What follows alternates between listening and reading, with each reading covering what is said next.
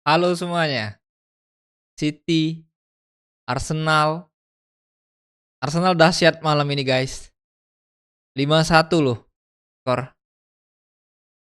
Ya, gue nonton langsung dan gue bisa merasakan,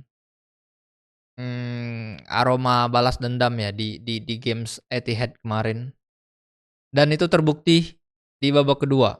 Setelah skor 2-1 gol Partey, Arsenal udah keluar percaya diri. Sebelum gue bahas ke situ, City dulu. City lagi-lagi ke gol kecolongan di menit-menit awal berkat kesalahan individu oleh pemain belakang. Ya sebenarnya di awal-awal memang Arsenal udah tampil dengan intensitas tinggi. Si Marmus, Foden itu nggak bisa ngapa-ngapain. Hanya Sapinho yang punya impact di games ini. Bener-bener nggak kelihatan. Marmus, Foden, Haaland pun demikian. Haaland selain golnya yang dibikin headingnya itu which is, keren golnya. Gol seorang naluri striker memang ya, walaupun udah ditempel ketat sama Gabriel, Saliba, tetep aja bisa bikin gol. Tapi di luar golnya, Haaland juga nggak kelihatan sama sekali. Sampai Marmus ini diganti dengan De Bruyne, dengan McAtee, pemain akademinya City, emang nggak ada impact kedua pemain ini, si Marmus sama Foden. Serius, sama sekali nggak ada impact. Haaland walaupun ditempel ketat sama Gabriel, nggak kelihatan juga, cuma bikin 1 gol,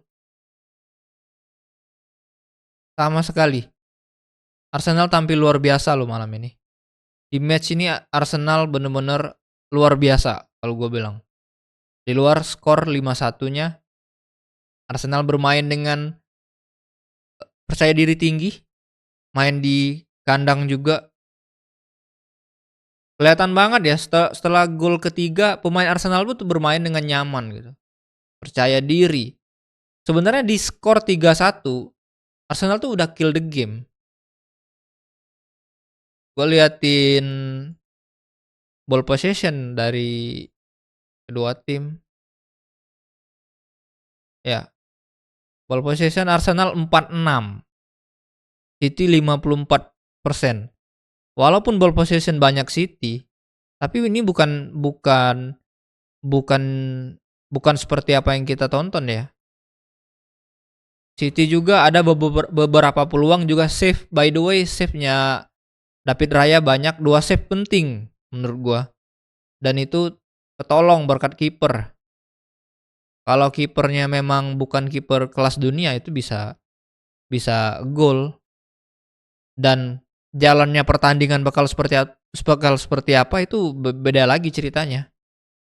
Terus gol tendangan ke gawang Arsenal 12 sebanyak itu, City 7.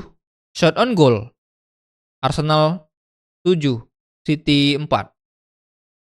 Ya, Arsenal tampil luar biasa memang, serius.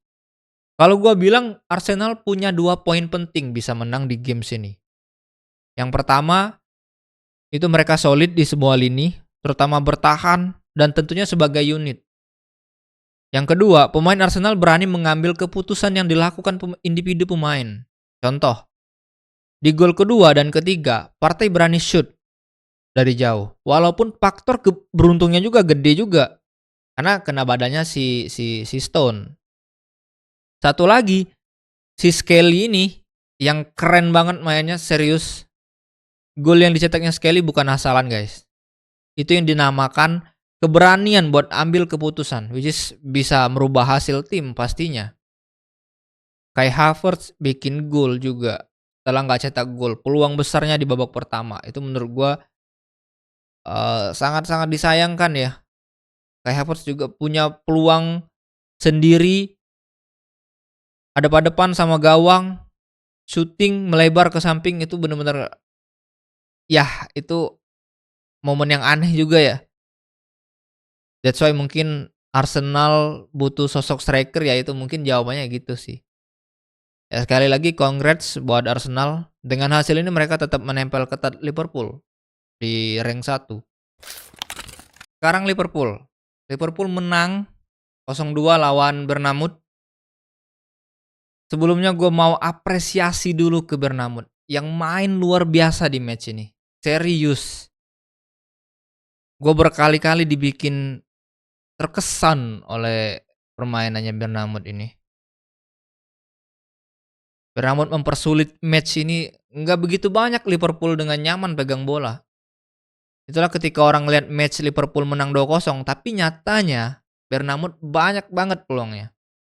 Create chance segala macamnya banyak.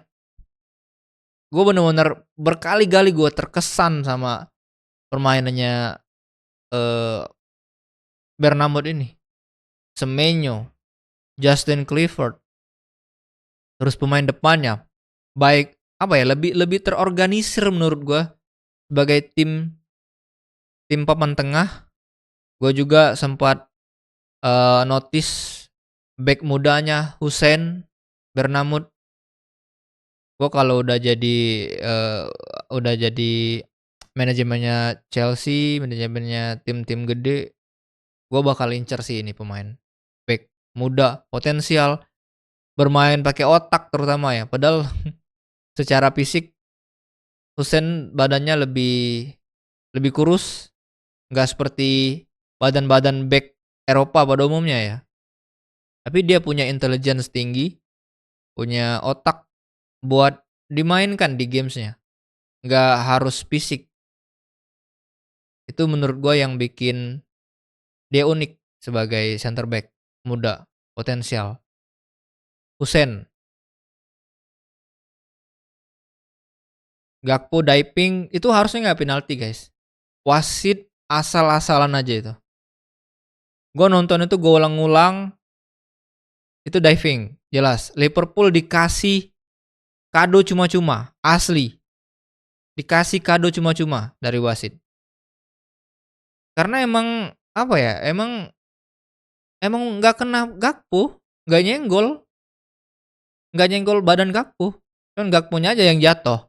Terus langsung penalti. Nah, dari situlah sebenarnya tempo permainan juga berubah. Dari sejak dikasihnya penalti juga berubah. Itu yang menjadi match ini agak kurang seru. Tapi pada akhirnya Bournemouth keluar kembali lagi ke ritmenya dan hampir cetak gol, ternyata offside. Ya itulah, banyak suenya juga Bournemouth. Beberapa kali kena tiang gila. Semenyo, terus siapa lagi tuh? Kena tiang 2 kali, yang mana ya itulah, kalau lu mau jadi calon penantang gelar, lu harus punya faktor luck juga yang gede, setiap match bahkan. Nah itu yang dialamin Liverpool nih saat ini nih. Bournemouth nggak jelek sama sekali, asli nggak jelek sama sekali mainnya. Gue berkali-kali terkesan sama permainannya Bournemouth.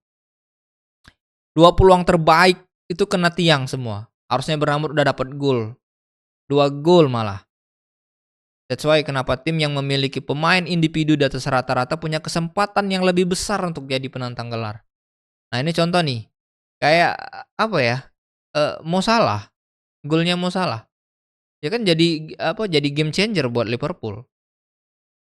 Balik lagi ke games, karena kadang-kadang permainan terlalu tricky buat ciptain peluang dan game plan yang ingin dimainkan gitu. Nah itu yang dialamin Slot sama Liverpool di match ini.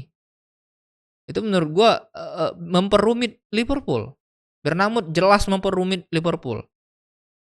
Tidak seperti Liverpool pada umumnya, tapi balik lagi, kualitas individu mempengaruhi hasil dari match. Dan Salah membuktikannya ya. Dengan kualitasnya, dia bisa merubah hasil pertandingan. Di luar penalti yang dia golin. Mo Salah juga nggak banyak dapat peluang kok. Di luar penaltinya itu ya itulah, tapi intinya ketika momen tiba langsung jadi gol. Itulah yang jadi pembeda antara tim-tim Big Six ini sama Liverpool musim ini, guys. Ya congrats buat Liverpool.